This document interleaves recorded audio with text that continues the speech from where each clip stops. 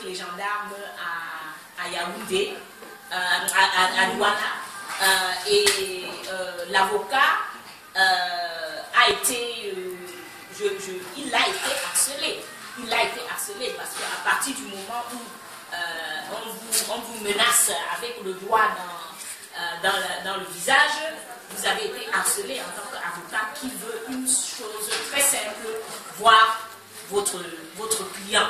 Et c'était au point où le bâtonnier de l'ordre lui-même s'est déplacé pour venir sur les lieux après que l'avocat lui ait appelé. Je ne vais pas rentrer dans l'histoire, mais je voudrais vraiment dire de très grandes félicitations déjà à mes collègues des autres partis politiques. Tout le monde qui a été contacté s'est mobilisé et tout le monde a fait quelque chose.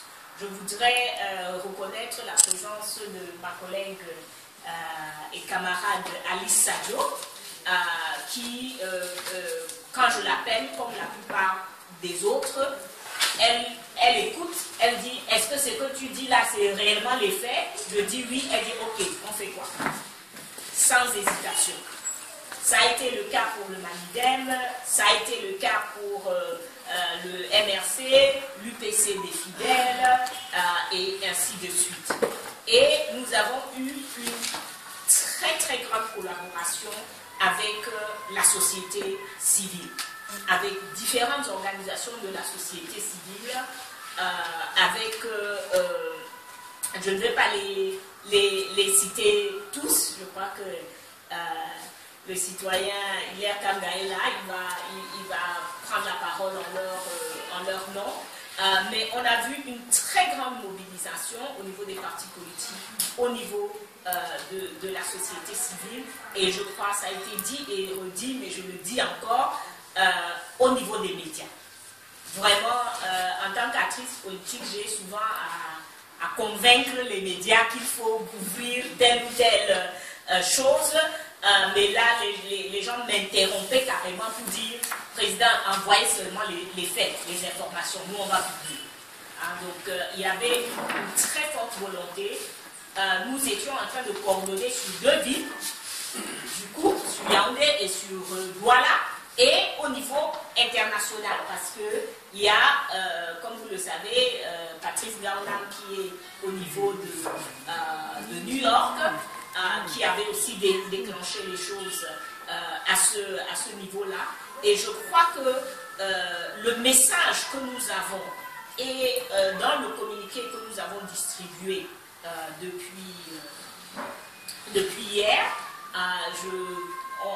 c'est une conférence de presse un peu à la va-vite, donc je ne l'ai pas imprimé pour vous, mais s'il vous plaît, s'il y en a qui ne l'ont pas reçu, il faut me donner votre adresse email à la sortie, on va vous le forwarder tout de suite. Mais le message que nous avons en tant qu'acteurs politiques, en tant qu'activistes, c'est que nous n'allons pas payer le prix d'une transition mal organisée. Que les gens qui ont mal organisé cette transition-là payent le prix. Ils ne vont pas nous faire payer le prix de leur mauvais travail. C'est ce qui est en train de se passer. Il y a une tendance qui n'est pas acceptable. Gérard a été arrêté sans mandat, sans aucun titre. Première des choses. Il a été arrêté par des personnes non identifiées. Il vous a dit, seul le fait qu'ils avaient des walkie-talkies et qu'ils ont fait venir un pick-up de la gendarmerie pouvait vous faire croire que c'est des gendarmes. Sa garde à vue, Gérard n'est enrôlé nulle part à Douala. Son arrestation n'existe pas au niveau de Douala. Il n'a pas été enrôlé dans la même courante, rien. Ce qui donne cette latitude de commencer sa garde à vue pratiquement 48 heures après que. Parce que la garde à vue de Gérard était terminée 23h lundi. 48 heures, oui. Mais eux, ils ont commencé à compter à partir de 14h 14h le lundi. Donc une violation totale des droits. On est dans une situation où l'accès à ces avocats a été systématiquement refusé. Gérard a eu des avocats et là on doit vraiment féliciter aussi les avocats. Maître Nikui était allé prendre son café au foyer de Marin quand on l'informe que hier soir ici on a pris des personnes et il dit ah bon, allons-y alors pour les voir. Bon, Maître Méli, je ne sais pas ce qu'on va lui dire parce que il est de tout, il est de tous nos combats, mais on a vu vraiment donc il n'y a pas eu, parfois ça prend une journée ou deux pour trouver un avocat, ça n'a pas été le cas. Dans quelques heures, Gérard avait des avocats. Seul problème, le refus d'accès à leur client. Ça, c'est inacceptable dans une société. L'autre chose qui est inacceptable, c'est que des autorités de l'État nous mentent. C'est incroyable. C'est incroyable. L'épouse de Gérard est arrivée dans le bureau lundi matin dans tous ses états. Parce qu'elle a su, elle a passé le week-end en sachant que son mari était à la Légion de la gendarmerie au niveau de Douala. Et elle arrive là-bas et on lui sort le rôle, on dit qu'on ne connaît personne comme ça ici. Il n'a jamais été ici.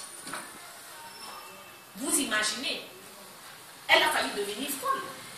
Pourquoi est-ce qu'en 2015, dans un pays, un État ne peut pas dire on l'a arrêté tel jour, à telle heure, et il a été transféré à tel endroit, à tel moment.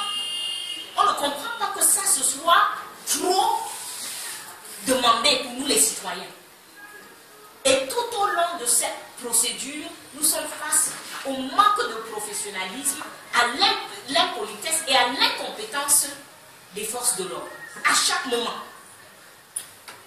Parce que quelqu'un nous dise, je ne sais pas si eux-mêmes se rendent compte de la gravité de ce qu'ils disent, qui nous disent que la sécurité du Cameroun, en ce moment où nous sommes en guerre, tient à des posts Facebook, c'est extrêmement grave.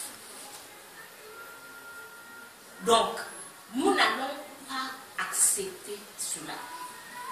Ça, c'est le message que nous voulons faire passer. On ne va pas accepter. La mobilisation ne va aller que grandissante.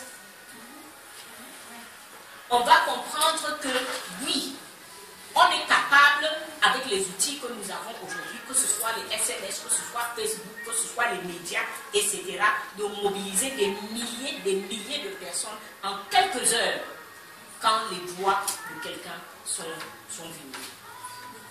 Et je voudrais terminer en disant à nous tous qui sommes ici, parce que je crois que nous constituons cette communauté des Camerounais qui se sont engagés d'une manière ou d'une autre pour que le pays s'améliore, qu'on ne doit pas prendre le cas de Gérard comme un incident. Parce que la gravité de la chose a été signalée par Maître Méli. Malgré tout ce qu'on vient de faire, je disais à Gérard que ce matin, j'ai senti une fatigue pas possible. Et c'était parce que l'adrénaline tombait à 3 jours de tension comme ça. Et maintenant, vous sentez. Mais malgré tout ça, on peut prendre n'importe lequel d'entre nous à la sortie d'ici. Et ça, c'est ce qui est grave. Rien n'a changé dans le système. Avec tout ce qu'on nous a, et c'est ça que nous, on doit tirer comme leçon. Rien n'a changé dans ce système. On peut prendre n'importe lequel d'entre nous, on peut reprendre Gérard à la sortie d'ici. Et c'est ça que nous sommes dans l'obligation de combattre jusqu'au bout. Et donc, pour nous, cette communauté d'hommes et de femmes politiques, d'activistes, de journalistes, la nécessité, c'est de tirer des leçons. C'est de systématiser notre travail. Nous avons fait un excellent travail de communication, d'alerte, de mobilisation des ressources en termes d'avocats, etc. Mais, nous devons l'avouer, on l'a fait par, comment dire, par émotion du moment. et pas parce que nous avons un système qui est bien huilé. Et c'est ce système-là que nous devons absolument commencer à bâtir, à nous assurer que, quelle que soit la personne, comme Gérard l'a dit, et je l'ai dit devant les gendarmes, lui, il a la chance qu'il est un militant, en fait. On fait croire aux gens que militer, c'est un risque au Cameroun, mais en fait, c'est ne pas militer qui est un risque. Parce que ceux qui sont en prison, dont personne ne s'occupe, ce sont des gens qui ne militent pas, qui ne font pas partie de ces réseaux-ci où il y a des gens qui sont déterminés et décidés derrière eux. Donc, nous devons vraiment de nous assurer que nous bâtissons un système qui fait face, qui a la force de cette violence qui vient vers nous. Parce que la violence a été d'un bout à l'autre. Je ne peux pas vous dire tout ce qu'on a subi. Le même colonel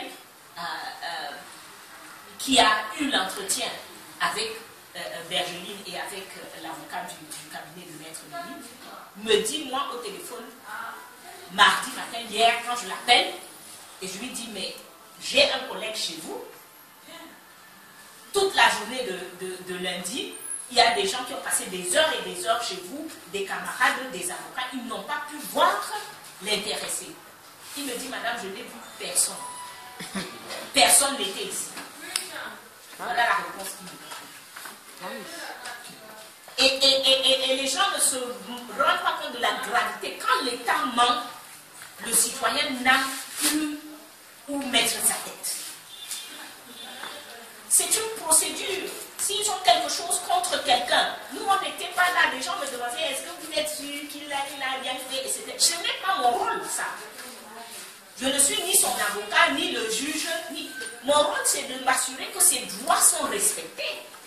Si quelqu'un le soupçonne de quelque chose, que cette personne, en venant vers lui pour l'arrêter, lui dit, je te soupçonne de ceci, et à cause de ça, je t'arrête. Mais qu'on ne l'arrête pas, sans rien dire. Qu'on respecte la procédure d'un bout à l'autre. Voilà ce que nous sommes en train de demander. Parce que les gens font parfois la confusion des combats. Il a le droit de dire, de faire ce qu'il veut sur sa page Facebook. Si ça a violé une loi quelque part, mais qu'on suit la procédure et qu'on nous le prouve. Et en ce moment, la personne ne va contester. Donc, voilà un peu ce que je voulais dire. Voilà le message que je voulais transmettre. Je sais que je porte dans ma voix les remerciements, les félicitations de tous mes collègues politiques. Je dis bien tout le monde. Le CPP, nous étions peut-être devant et très visibles dans l'affaire, mais tout le monde. Il y en avait qui, c'était les coups de fil qui passaient avec leur connexion dans le gouvernement, etc., etc. Tout le monde s'est mobilisé, tout le monde a contribué et nous avons pour le moment une fin heureuse, mais le message qu'il ne faut pas dormir. Ça doit tout au contraire, ça doit être un réveil pour nous de comprendre que la transition qui a commencé, c'est très important qu'on ne se donne pas, on se donne les moyens de ne pas payer le prix de sa mauvaise organisation.